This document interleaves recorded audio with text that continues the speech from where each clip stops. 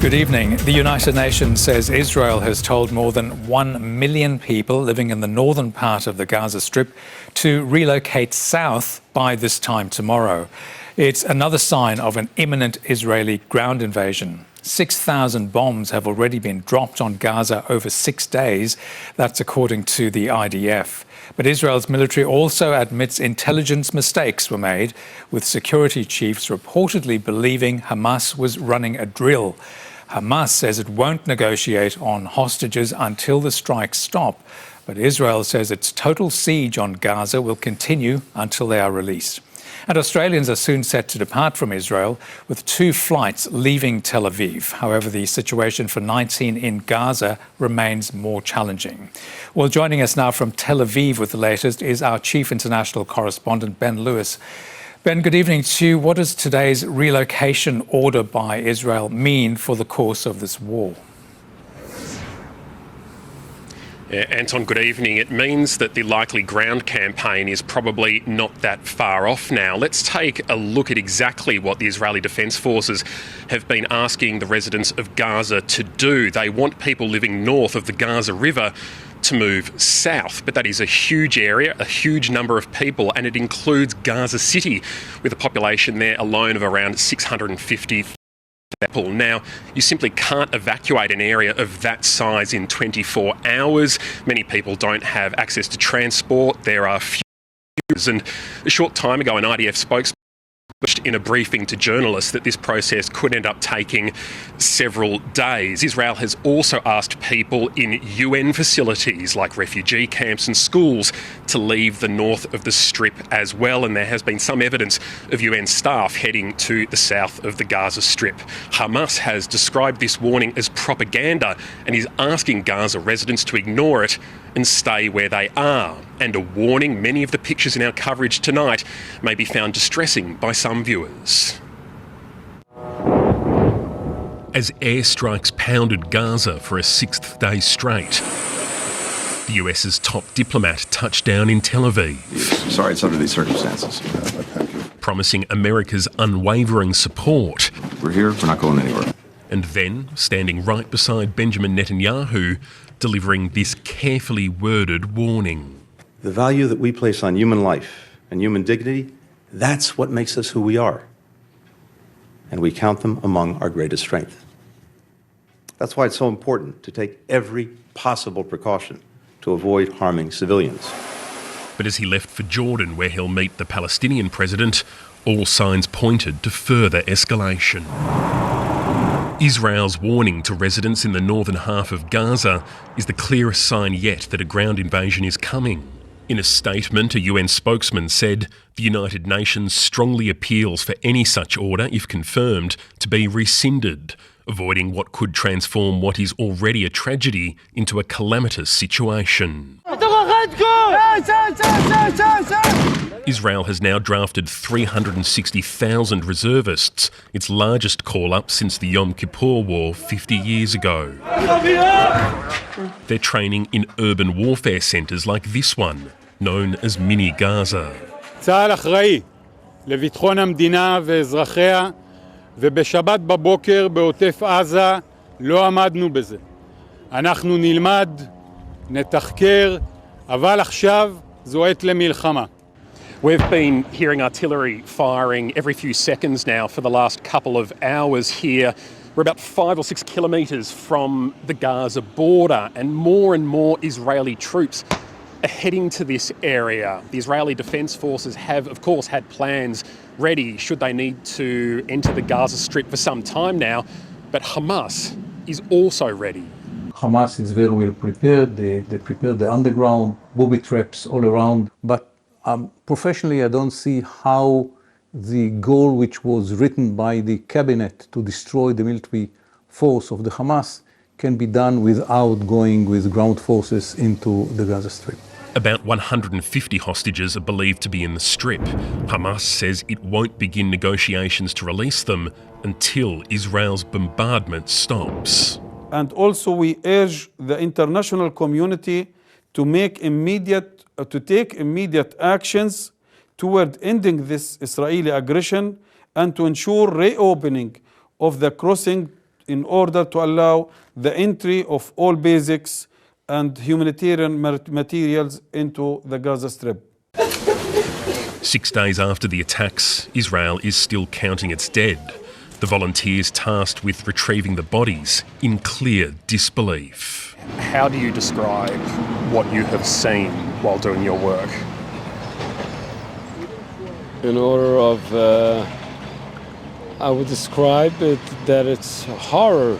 It's something, I'm 55 years old. I'm a survivor of the World Trade Center. This is something new. I don't have any words to do it other than animal work. More violence is spilling into the West Bank by the day.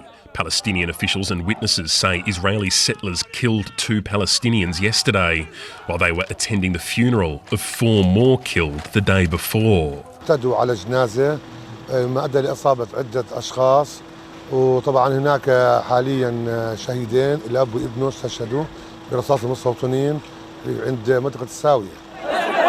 The IDF says the incident is under investigation as the region prepares for a critical 24 hours. The death toll here in Israel now stands at 1,300. In Gaza, it is 1,500, and more than 6,000 bombs have been dropped on the Strip.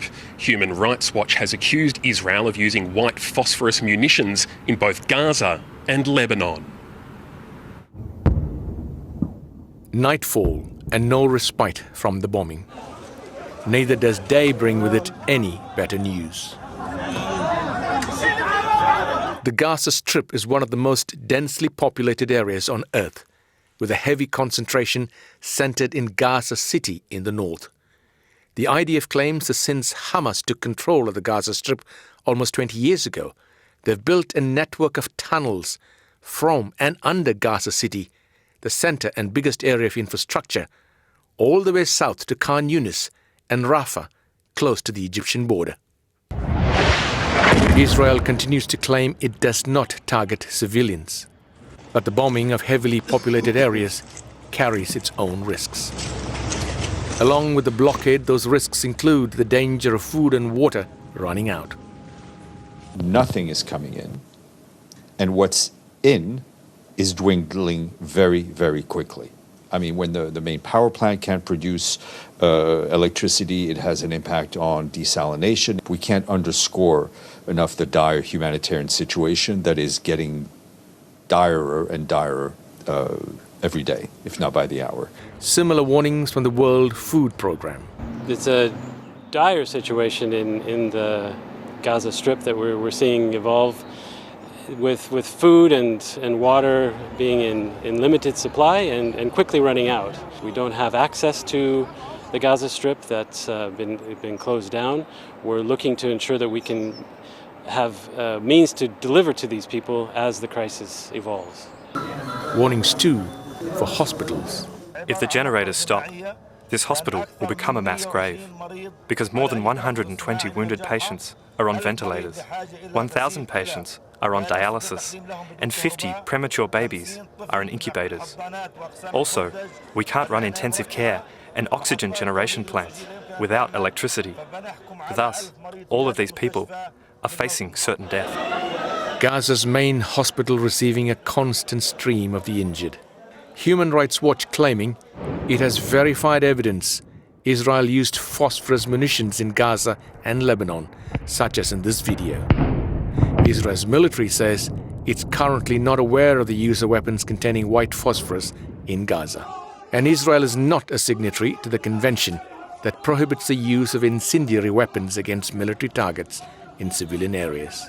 For Gaza's residents, there's been no let-up in airstrikes across the Strip.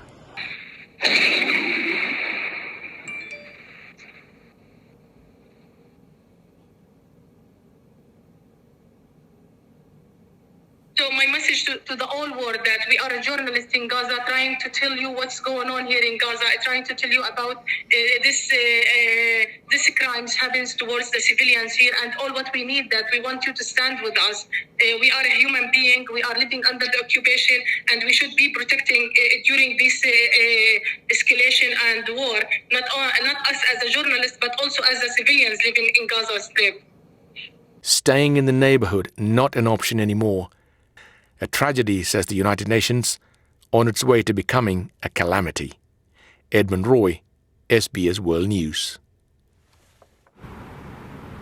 One of the deadliest massacres that occurred on Saturday morning happened at the site of a rave being held in the desert not far from the Gaza border fence. We were the only Australian media invited to inspect the site, but as we discovered, the area is far from safe. So an IDF troop just started firing some warning shots at a man who was walking outside the festival site. They fired a couple of shots sort of into the ground, and soldiers have run in from everywhere, and they've told us not to film, and now they're blocking the view of what has happened. We saw what looked like a bit of a security incident there a couple of minutes ago. I mean, this is still not a safe site, is it? Not a safe site. Everybody's a bit edgy. And again, you saw rules of engagement. You saw someone suspicious he wasn't carrying. We feel secure enough not to shoot him on the spot. 2 fires in the air, we saw he wasn't carrying, and we stopped him. The man was Palestinian and had a knife on him. He was arrested. A brief scare at the site of a massacre.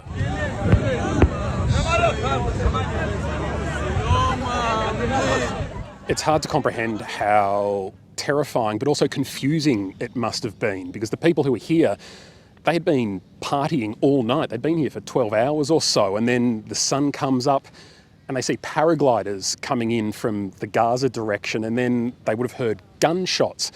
And by the time people realised exactly what was going on, for many of them, it was too late for them to get away.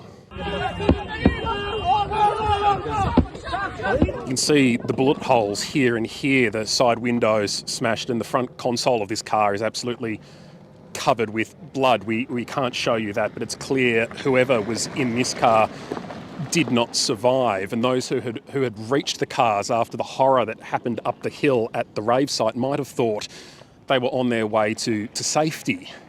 They were not. At least 260 people died here. We lost a lot of friends, a lot of people, a lot of brothers to the dance floor. Still don't know what happened. We just know that we, 1 minute, fly over the sky. Everybody was free love, free spirit. And in matter of seconds, it was a nightmare, hell. This is the festival campsite just off from the main site of the rave.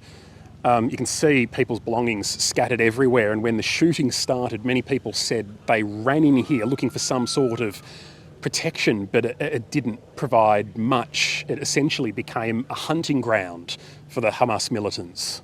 In the bushes are the remains of a torched bus. Forensics experts are still sorting through the ashes. People may have been burnt alive inside.